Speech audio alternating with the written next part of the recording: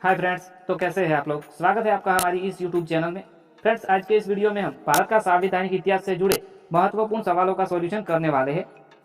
दोस्तों, अगर आप किसी भी कंपेरेटिव एग्जाम की तैयारी करते हो तो ये वीडियो आपके लिए बहुत ही यूजफुल है। सवाल है, महारानी विक्टोरिया भारत की साम्राज्ञी कब नियुक्त किया गया। दोस्तों, सही आंसर है 1858 में। अगला सवाल है, मोर्ले मिंटो सुधारा एक्ट का उद्देश्य क्या था। दोस्तों, सही आंसर है पृथक निर्वाचन प्रणाली का। मोर्ले मिंटो सुधार बिल किस वर्ष पारित किया गया। दोस्तों, सही आंसर है 1909 में। मुसलमानों के लिए अतिरिक्त निर्वाचक मंडल प्रारंभ में किसके द्वारा लाया गया। दोस्तों, सही आंसर है मोर्ले मिंटो सुधारा 1909 द्वारा। 1909 के इंडियन काउंसिलिंग एक्ट में किस बात की व्यवस्था की गई। दोस्तों, सही आंसर है सांप्रदायिक प्रतिनिधित्व की। ओके। मॉन्टेग्यू चेम्सफोर्ड सुधार में प्रावधान का सार क्या था। दोस्तों, सही आंसर है प्रांतों में दोहरा शासन लाने का संविधान लागू होने तक स्वतंत्रता के पश्चात इसका शासन किसके अंतर्गत चलाया गया। दोस्तों, सही आंसर है 1935 के भारत सरकार अधिनियम के अनुसार। भारत की आजादी के समय इंग्लैंड में किस पार्टी की सरकार थी। दोस्तों, सही आंसर है लेबर पार्टी की। केंद्र में द्वैध शासन प्रणाली को किस अधिनियम के अंतर्गत स्थापित किया गया। दोस्तों, सही आंसर है भारत सरकार अधिनियम 1935। अगला सवाल है, किस अधिनियम की प्रमुख विशेषता प्रांतीय स्वायत्तता थी। 35 की, एनटीपीसी, आरआरबी 2021 की।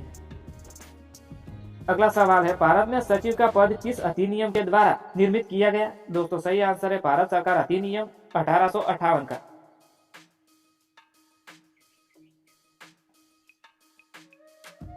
अगला सवाल है, किस अधिनियम में कलकत्ता में सर्वोच्च न्यायालय की स्थापना का प्रावधान किया गया।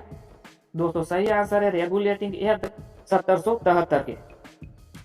अगला सवाल है, किस अधिनियम में भारतवासी को अपने देश के प्रशासन में कुछ हिस्सा लेने का संभव बनाया गया।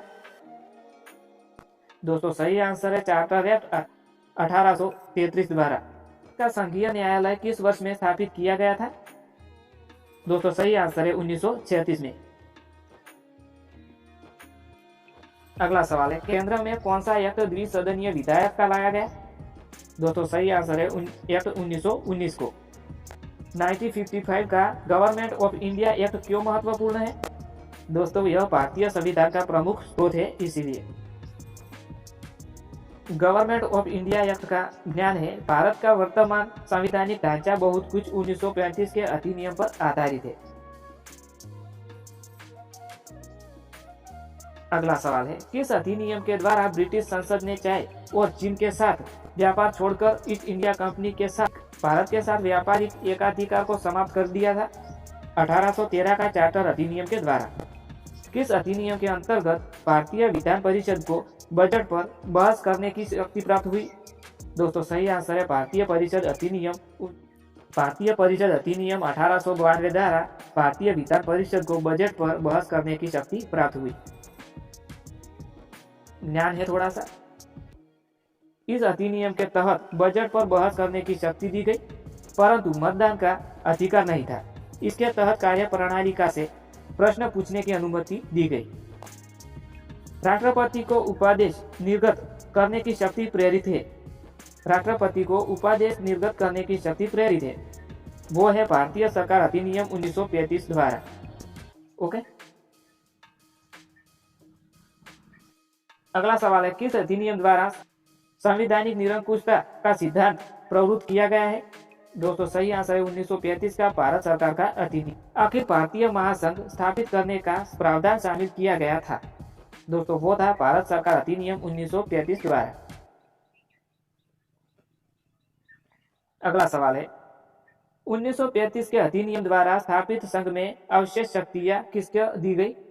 दोस्तों, सही आंसर है ऑप्शन सी, गवर्नमेंट जनरल को। अगला सवाल है, किस नए अधिनियम के फलस्वरूप बर्मा भारत से अलग हुआ। दोस्तों, सही आंसर है गवर्नमेंट ऑफ इंडिया एक्ट 1935 द्वारा। इस अधिनियम के तहत वर्ष 1937 में बर्मा को भारत से अलग कर दिया गया। Thanks for watching video. Thank you.